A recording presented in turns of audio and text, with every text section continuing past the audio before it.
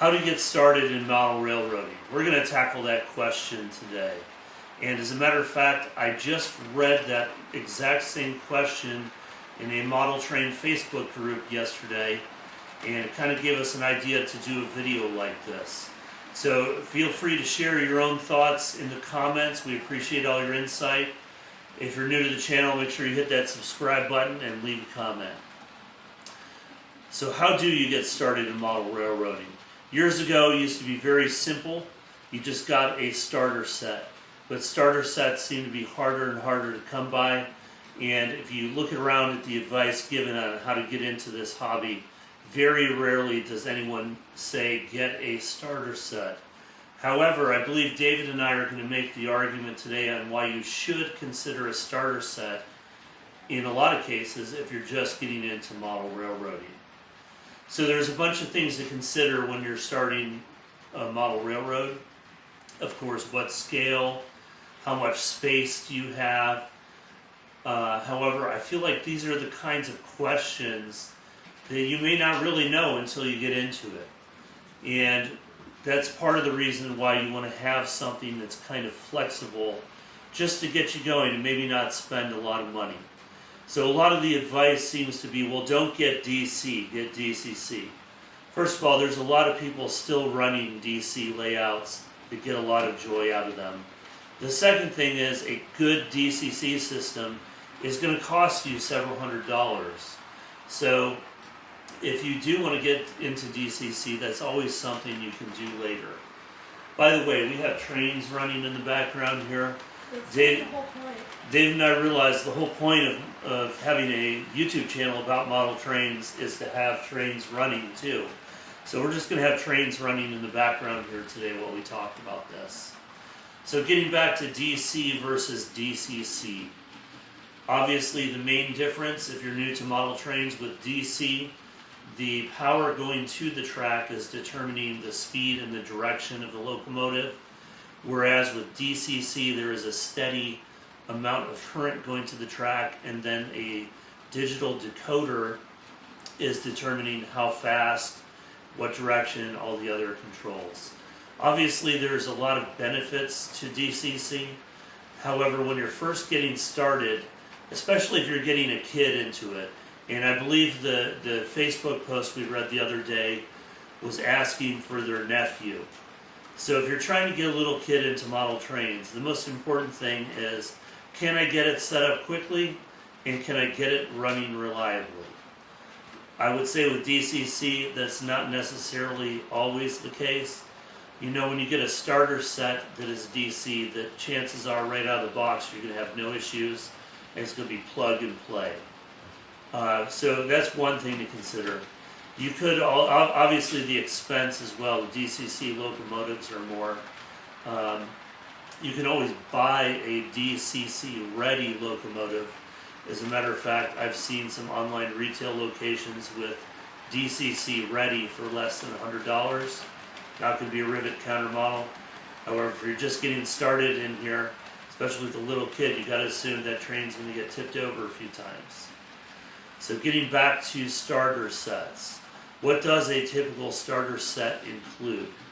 It would include a power supply, enough track to make a small oval usually, and probably a locomotive and maybe 3 or 4 train cars to go with it in most cases.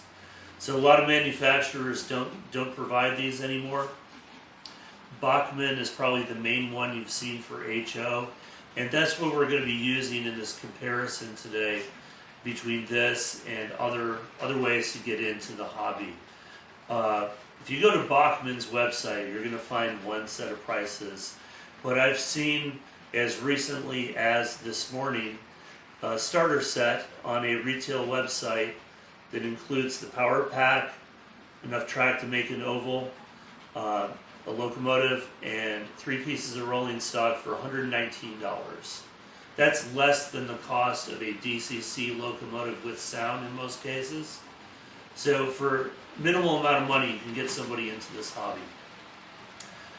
The reason we like the Bachmann starter sets, I should say the Bachmann DC starter sets if you're getting into the hobby, is the Easy Track. Obviously there are other track systems out there, but we're going to take a look at, this is some of my old Atlas Code 100 set track, or I don't know what you call this, Easy Snap. So it's connected, but it's not always going to be tight.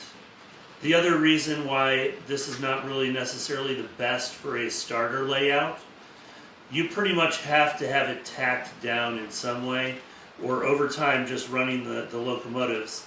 And these track connectors are pretty tight, but these joints are going to come apart. It's going to lead to derailments, other problems.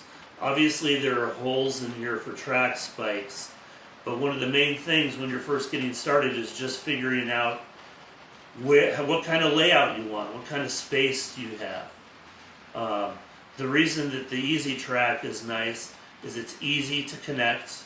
David, could you come around here please to do it? That's too close to the camera, son. Can you come over here? You get it? Yeah. Is it on camera cleanly? Yes. So the nice thing, can I take this from you? Yeah.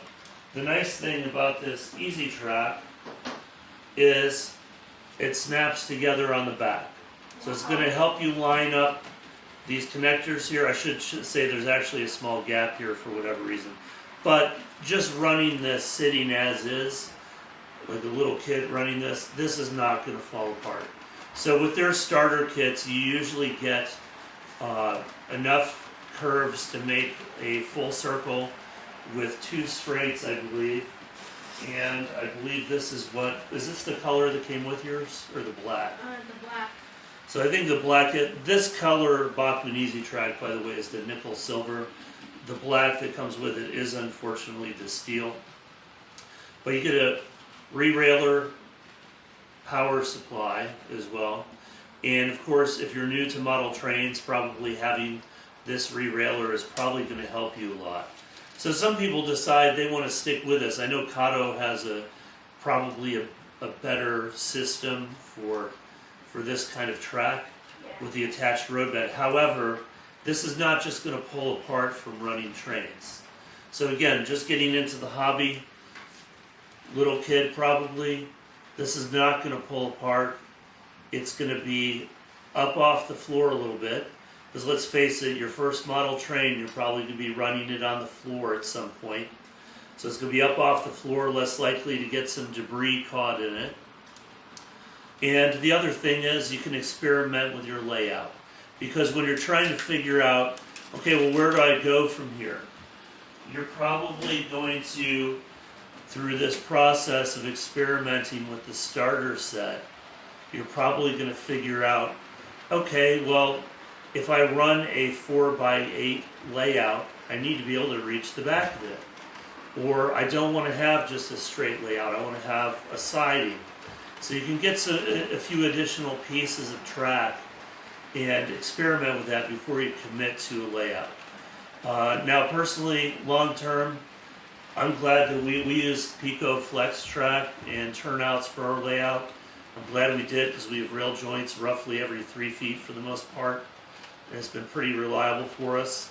You see, we've had these 2 trains running in the background the whole time, no issues.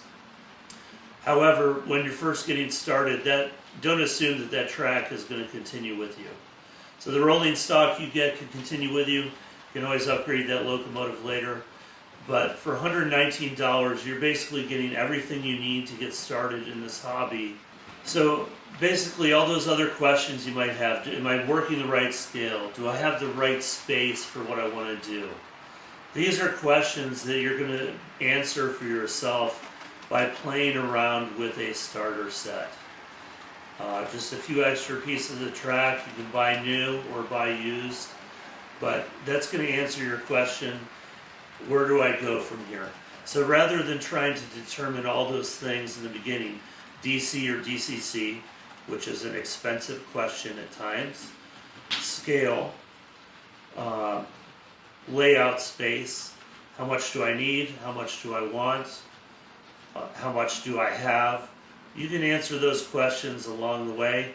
So spend the $119, get a starter set, let your nephew, whoever's doing it, try it out for yourself, and you can go from there.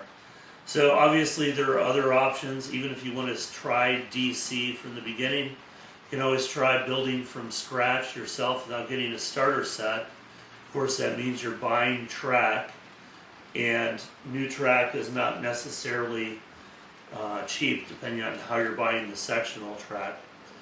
You can do it. You can always buy used, but again, the reason I like to recommend new is because you know out of the package that track you're starting with is clean. You can get a used DC transformer in basically most model train shops or off of someplace like Facebook Marketplace pretty easily. We happen to use ours for our old DC transformers for layout lighting, but there's plenty of those out there for sale. You can get a DCC ready locomotive. I think the least expensive one I saw from online retailer recently was maybe $80 on sale. You can piece together rolling stock. So an option like that is probably going to be double the cost nearly of getting that starter set, but that's the next step up. So you do have DCC starter sets, but honestly I'm not a fan of those because most people that get into model trains that go DCC are not going to use a DCC starter set from what is available. So again, that comes back to what's the most cost-effective option here. So when I had been into model trains as a kid and got back into it with David maybe about a year and a half ago before we started building what we're working on here, and before getting all my old stuff out for him, we got him a Bachmann Thomas starter set, and it was nice because it was a Christmas gift. On Christmas morning we could get it out of the box, we just put it on the track, and it was ready to go. So I'd appreciate you guys. If you have any thoughts, feedback on this, what you might share to somebody new in the hobby, you can leave that in the comments. If you're trying to figure out yourself how to get into the hobby, I hope our insights into this were helpful. Appreciate you guys watching, and y'all have a great weekend.